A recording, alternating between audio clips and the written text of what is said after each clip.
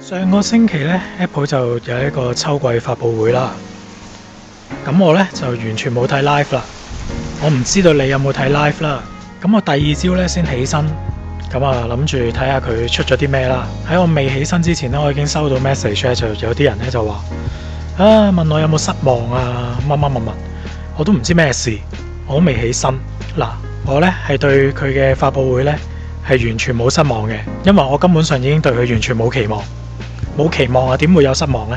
咁我首先就睇下佢到底係會出啲咩嘅 product 啦。咁啊 iPhone 同埋 Apple Watch 啊，肯定已經有噶啦，嗰陣時即係未有發佈會之前。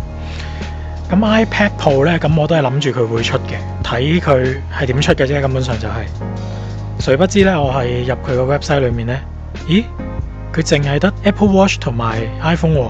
咁我就覺得奇怪啦，哇，佢個發佈會咁長，竟然淨係得2個 product 啊！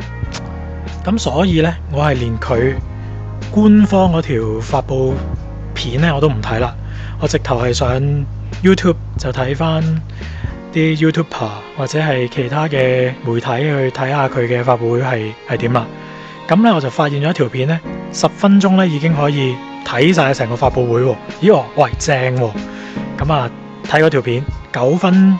應該係9分40幾秒，我已經睇晒成個發佈會啦，唔錯喎！9分40幾秒，唔會係浪費時間喎，好過睇佢嗰條片啦，個幾鐘頭係咪先？個幾鐘頭都係講廢話啦。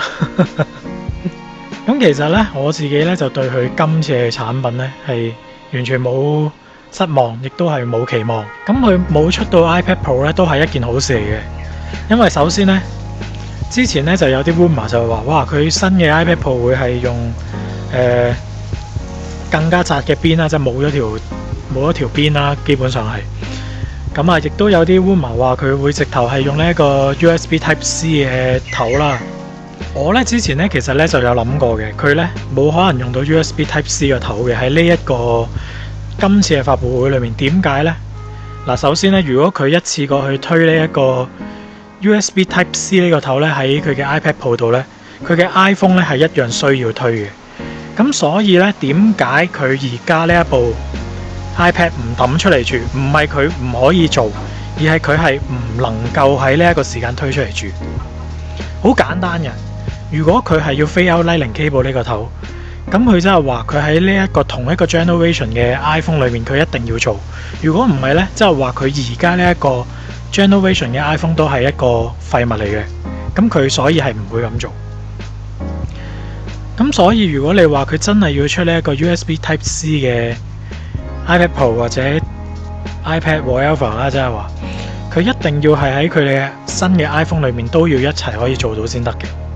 呢一個就係一個最簡單嘅 Apple 嘅理論啦，亦都係佢用呢一個 Filing Point 可以逼到啲廠再平啲俾佢嘅地方嚟嘅。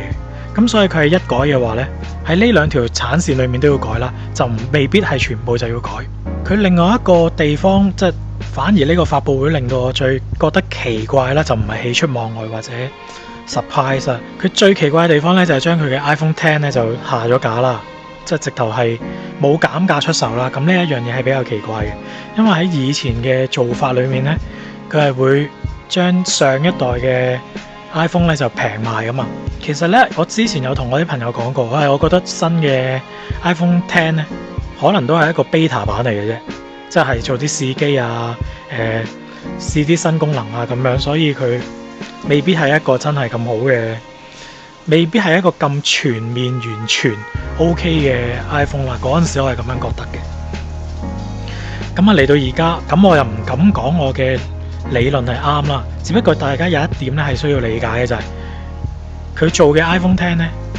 佢因為做細咗部機呢，所以呢個工序係麻煩咗。基本上佢賺嘅錢呢係分鐘少咗嘅。佢用嘅鋼材係呢一個手術用嘅鋼材啦，手術用嘅不鏽鋼材啦，咁即係啲貴嘅鋼材啦。咁啊，基本上所有嘢都係比較偏係貴嘅啦。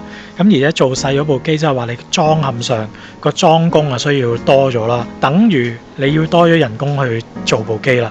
咁所以佢直接下架咧，都係有一個價錢上嘅考量嚟嘅。即係如果佢平賣嘅話，冇錢賺咁啊，不如直頭下架啊算啦，賣晒而家啲貨下架算啦。咁咧又有朋友咧就問我，唉，哇！而家啲 iPhone 咁鬼貴，點啊？點好啊？因為可能佢部機啊就嚟壞啊。咁我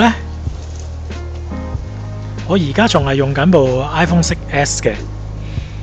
咁我咧係一定係會用到佢壞為止、死為止咧，我先肯換機㗎啦。咁如果你問我咧，而家如果我部機 Touchwood 而家壞咗嘅話，我應該換咩機咧？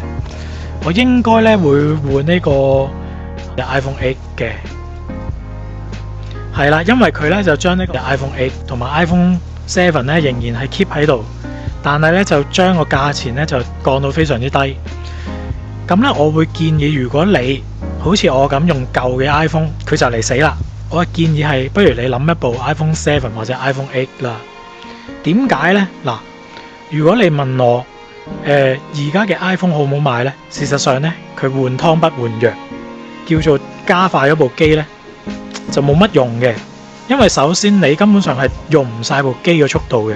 自從去到呢一個 iPhone 5S 之後啦，你根本上呢，佢就算推新嘅 iOS 咧，你唔會拖到你部機好慢嘅。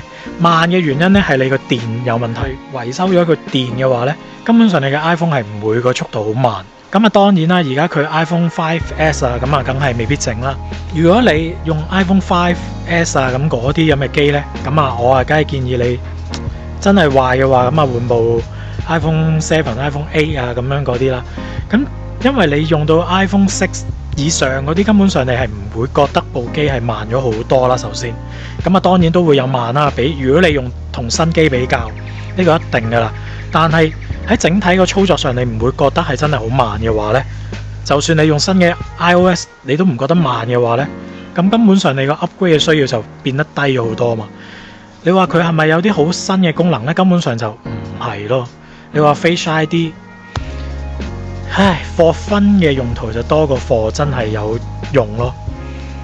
咁既然喺呢一個情況底下，咁你又想要一部快少少嘅 iPhone， 咁不如你諗下翻 iPhone 7啊、iPhone 8啊咁樣，呢啲係一個平嘅選擇。咁如果你話佢遲啲會再出新嘅功能嘅話呢，咁我先會覺得你係會需要去諗嗰啲咯。而家咁嘅功能嘅 iPhone 根本上係真係冇乜好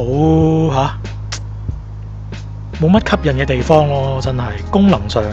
咁始終 iPhone 咧喺呢個 iOS 上面咧都係一個非常之好嘅系統嚟嘅。佢喺成個運作啊等等，我諗都係一個最好嘅系統嚟嘅。我自己覺得，即係我自己就用唔慣 Android 啦。咁所以咧 iOS 咧始終都係一個我嘅最好嘅系統選擇嚟嘅。我自己覺得。咁呢個發佈會仲有 Apple Watch 噶嘛？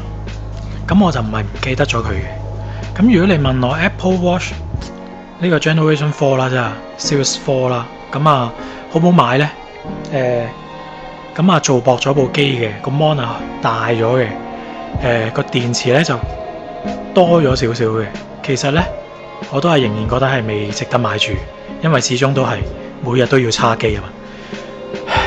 嗱，佢嘅功能呢，我就係中意嘅 Apple Watch 嘅功能，但係呢，每日叉機呢一樣嘢呢，我係真係覺得唔係好掂嘅。